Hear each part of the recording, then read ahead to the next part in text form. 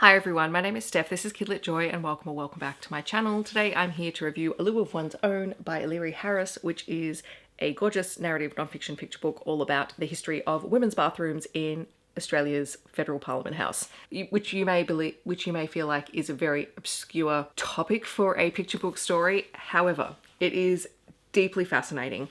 The blurb on the back says, in 1943, Enid, Lyons and Dorothy Tangney became the first two women elected to the Australian Parliament.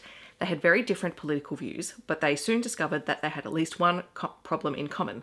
None of the loos for elected officials in Parliament House were marked ladies. Award-winning cartoonist Eleri Harris tackles an important moment in Australian history in a humorous and lighthearted way, illuminating themes of equality and accessibility for readers of all ages.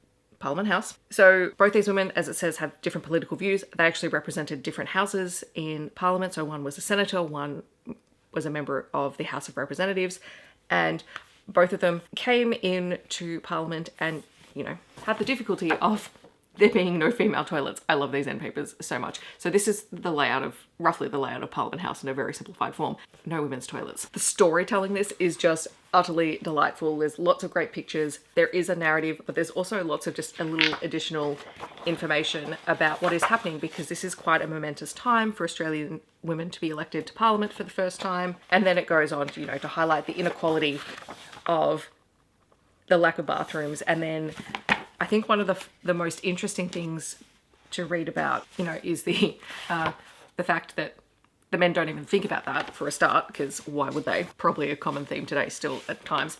But also there were women working in Parliament House. They weren't working as senators or parliamentarians, but there were women working there, and they might have to go home to go to the bathroom, or they had to use the visitors' bathrooms in a completely different area of the building, or they'd have to go to a completely different building to go to the bathroom.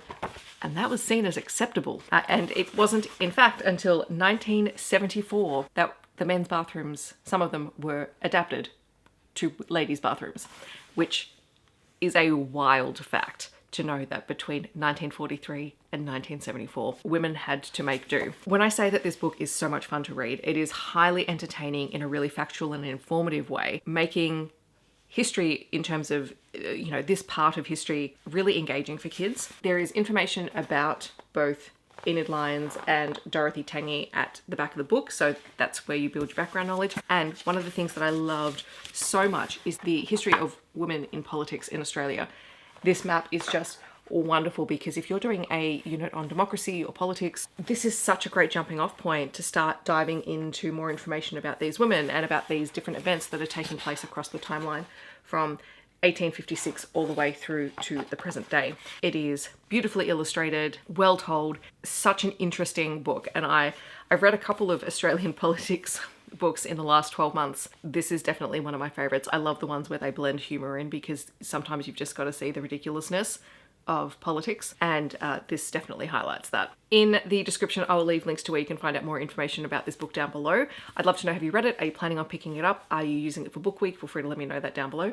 I love that this book has been shortlisted. I think that is awesome. If you just want to let me know that you're here but you don't leave a comment, feel free to leave either a toilet or a toilet roll emoji. I hope that wherever you are in the world, you're staying safe and healthy, and I will see you in my next video. Thanks so much for watching. Bye everyone.